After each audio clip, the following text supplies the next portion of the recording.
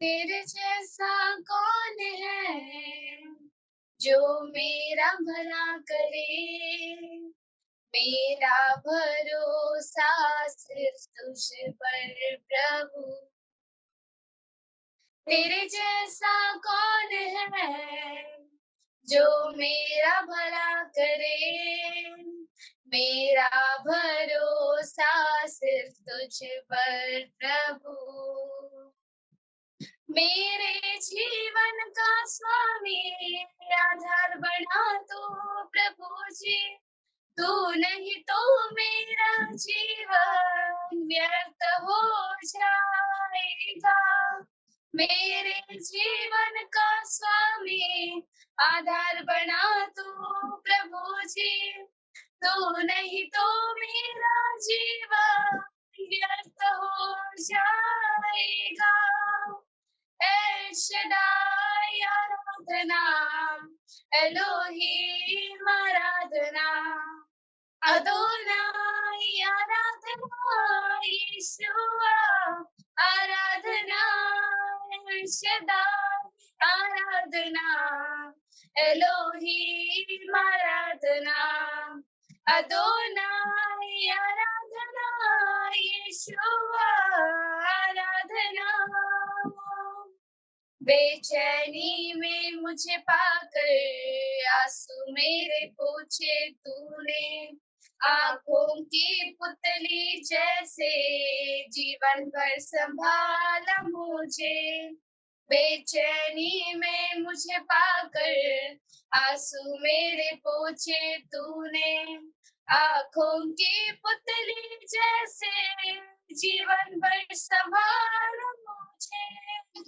El Shaddai आराधना, Elohim आराधना, Adonai आराधना, यीशुआ आराधना, El Shaddai आराधना, एलोहीम आराधना, अदोनाई आराधना, यीशुआ आराधना। मृत्यु के रास्तों पर टूटे दिल को लिए खड़ा था। चंगा करने वाला बनकर मुझे नया जीवन दिया। मृत्यु के रास्तों पर टूटे दिल को लिए खड़ा था। चंगा करने वाला बनकर मुझे नया जीवन दिया। El Shaddai आराधना, एलोहीम आराधना, अदोनाई आराधना, यीशुआ आराधना, El Shaddai आराधना, एलोहीम आराधना, अदोनाई आराधना, यीशुआ आराधना। Hallelujah, praise the Lord. खरोखर आपला देव हा खूप महान आहे. तो आपल्याला कधीच सोडत नाही आणि कधीच टाकत नाही. तर आता ही वचनाची वेळ आहे आणि आपल्यामध्ये देवाच्या सेविका सिस्टर सुप्रिया पोळ ह्या आहेत. आज त्या आपल्याला वचनातून चालवतील आणि नक्कीच देवाच्या वचनाद्वारे आपल्या प्रत्येकाची हालेलुया, प्रेज द लॉर्ड. माझा आवाज येत आहे सगळ्यांना? खूपच सुंदर गीत होतं आणि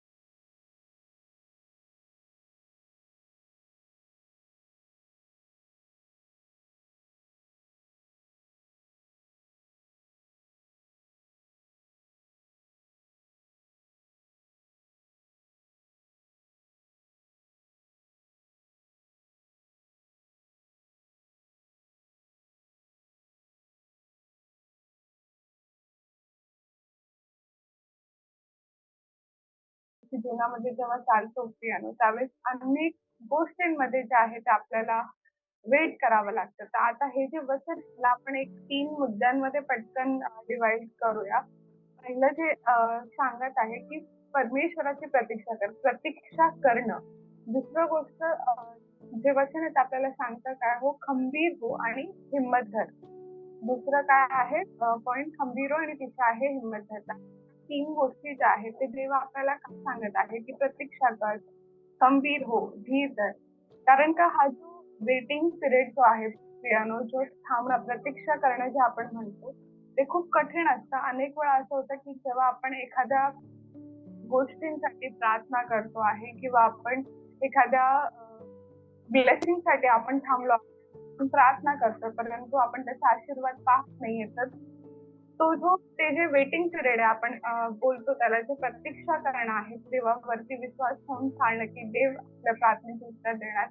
तो जो काळ आहे तो खूप कठीण असतो. आपल्याला अनेकांना हा अनुभव आला असेल, तुम्ही एखाद्या गोष्टीसाठी प्रार्थना करत आहात किंवा तुम्ही एखाद्या ब्लेसिंगसाठी तुम्ही थांबला आहात तर आणि तुम्ही त्याच्यासाठी प्रार्थना करत आहे, परंतु कुठेतरी तुमचे ब्लेसिंग्स जे आहे ते डिले होत आहे. कुठेतरी तुमच्या प्रार्थनेचं उत्तर जे आहे ते तुम्हाला मिळत नाहीये.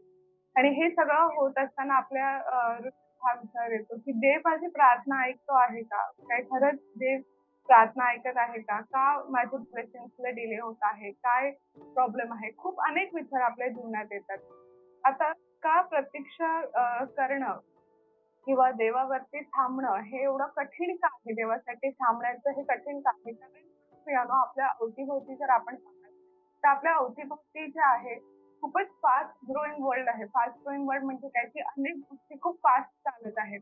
आपण सगळ्या गोष्टी खूप पटापट होत आहेत, राइट? जसं आता एक खूप सिम्पलचं एक्झाम्पल घे, जे आपल्या प्रत्येकाला लक्षात येईल, की इंटरनेट जे आहे, आपण आज जे इंटरनेट यूज करतो, त्या जे इंटरनेटद्वारे आपण जे एकत्र कनेक्ट झालो आहे. आपण आता प्रार्थनेमध्ये सहभागी होत आहे आणि आपल्याला इंटरनेटची स्पीड जी आहे ती चांगली लागते, बरोबर? जर ही इंटरनेटची स्पीड चांगली नसली प्रियानो, तर तुम्ही जस्ट ते मॅसेज करा, की कसं वाटेल तुम्हाला? म्हणजे जेव्हा आपण एक खूप काळा अगोदर प्रोबॅबली आमच्या लहानपणाच्या वेळेसचा जो काळ आहे, त्या काळामध्ये 2G वगैरे असं जे आहे ते स्पीड होती इंटरनेटची. म्हणजे एक साधा नॉर्मल फाईल म्हणजे छोट्या फाईल्स ते पण डाउनलोड वेळ लागायचा. मोठ्या फाईल्सचं सोडूनच त्या 2-2, 3-3 किंवा प्रोबॅबली त्याच्याहून जास्त वेळ लागायचा. त्याच्यामध्येच प्रियानो असं होतं, की जे कनेक्शन्स आहेत ते देखील जे आहे कनेक्शन जेव्हा आपण फोन कोणाला लावतो, तर नेटवर्कचा देखील इश्यू व्हायचा, बरोबर? ह्या सगळ्या गोष्टी जेव्हा आपण पाहत असतो प्रियानो, तर आपल्याला काय फील होतं, की अरे, आत्ताचं जे आपलं इंटरनेटचं स्पीड आहे, ते खरंच खूपच चांगलं आहे. कारण का जे आता इंटरनेट स्पीड आहे, ते इतकं फास्ट आहे, की एखादा तुम्हाला डाउनलोड करायचा असला, तर तुम्ही तो क्विकली डाउनलोड करू शकता. हे खूप सारे असे क्रिस्पी मूव्ही आले आहेत, जर आपण कधी ते पाहत असाल, त्याच्यातून खूप काही टेस्टिमनीज वगैरे जसं ते ख्रिश्चन मूव्हीजमध्ये अशा देखील मूव्हीज की ज्याच्यामध्ये आपल्याला कोणाच्या लाईफमधून डॉक्युमेंटरी मूव्हीज आपण म्हणतो, तर त्यांच्या लाईफमधून आपल्याला काही शिकायला मिळतं. जसं मदर टेरेसाचं मूव्ही जे आहे ते मी बघितलेलं होतं खूप काळ अगोदर. त्यांनी कसं देवाच्या उपस्थितीमध्ये त्या होत्या आणि म्हणजे त्यांनी कसं लोकांची जी आहे सेवा केली आणि जर त्यांना कोणी विचारलं, की तुम्ही देवाची म्हणजे ह्या जे लोकं आहेत, त्यांचं तुम्ही सेवा करता, त्यांच्यातून एवढी बदबू येते. तर त्या बोलल्या, की "मी जेव्हा त्यांची सेवा करते, तर मी असा विचार करते, की मी ख्रिस्ताला सर्व्ह करत आहे." तो एक सांगण्याचं तात्पर्य काय, की आपण एवढ्या फास्ट ग्रोइंग वर्ल्डमध्ये जेव्हा आपण आहे आणि आपल्या अवती-भोवती गोष्टी इतक्या पटपट होत आहेत. सगळ्या गोष्टी अगदी इंटरनेट स्पीड धरा आणि अजून काही गोष्टी धरा. आता आपलं मोबाईलचं नेटवर्क सो तर आपण जसं इंटरनेटचं जर आपलं स्पीड स्लो असेल, तर आपल्याला किती कठीण गोष्टी होऊ शकतात. आपल्याला एकमेकांशी कनेक्ट होणं पण खूप कठीण होईल. जर माझा एक-एक शब्द तुमच्याकडे जर 1-1 मिनिटात येणार असेल, तर तुम्ही बसाल का मीटिंगमध्ये? नाही बसणार. तुम्हाला किती एवढं स्लो इंटरनेट किंवा आपण एखादा व्हिडिओ पाहत आहे, जसा अनेक जण आपल्यामधून जे असतील ते मुंबईमधून नसतील आणि तुम्ही जेव्हा ऑनलाईन पास्टरची मीटिंग ऐकता, जर ते मीटिंग सारखं बफर होत असलं, तर आपल्याला बघायला आवडेल का? नाही. तर डेफिनेटली नाही आवडणार कारण इंटरनेटचं स्पीड स्लो आहे. तर आपल्याला काय होतं त्यावेळेला जेव्हा इंटरनेटचं बटन चालू आहे, निश्चितपणे नाही का आपलं आवाज येणं बंद होतं किंवा व्हिडिओ दिसणं बंद होतं किंवा तुम्हाला कळत नाही आता काय चाललंय, तर आपल्याला इरिटेशन होतं, फ्रस्ट्रेशन होतं. अरे काय चाललंय? मला काहीच आवाज येत नाहीये. मला वचन कसं समजेल? बरोबर? तर ह्या गोष्ट ज्या असते ते प्रियानो आपल्याला तो जो वेटिंग पिरियड आहे ते मी बोलते. म्हणजे स्लो जेव्हा गोष्टी होतात तर आपल्याला त्या आवडत नाही कारण का आपण ऑलरेडी त्या अशा फेजमध्ये आहे आता, की जिकडे गोष्टी खूप पटापट होतात. तर जेव्हा आपण अशा फास्ट ग्रोइंग वर्ल्डमध्ये आहेत, तर आपली इच्छा काय असते, जसं इंटरनेटचा स्पीड चांगला आहे, माझ्या अवतीभोवती गोष्टी खूप पटापट होत आहेत, जॉब चांगला आहे, सॅलरी व्यवस्थित मिळते, सगळं काही पटापट ब्लेसिंग्स आपल्याला मिळतात. तर आपली इच्छा काय, की देवाने सुद्धा आपल्या इच्छेनुसार वागलं पाहिजे. आपल्याला असं वाटतं, की देवाने सुद्धा आपण आज प्रार्थना केली, लगेच उद्या आपल्याला त्याचं उत्तर मिळालं पाहिजे. आपण आज देवाकडे मागतो, तर लगेच उद्या आपल्याला ती गोष्ट मिळाली पाहिजे. आपल्या अपेक्षा ज्या आहेत त्या वाढत जातात आणि त्यामुळे काय होतं, की जेव्हा आपण देवावरती जेव्हा अ, देवाच्या वेळेसाठी जेव्हा आपण थांबतो प्रियानो, अनेक वेळा आपल्या जीवनामध्ये इरिटेशन्स येतात, फ्रस्ट्रेशन्स येतात. आपल्याला एकदम असं एकटेपणा फील करायला लागतं. कधी-कधी काही लोकांना असं वाटतं, की अरे देव आहे का? त्यांना त्यांचा विश्वास डगमगू लागतो का? कारण का थांबणं हे खूपच कठीण समय आहे.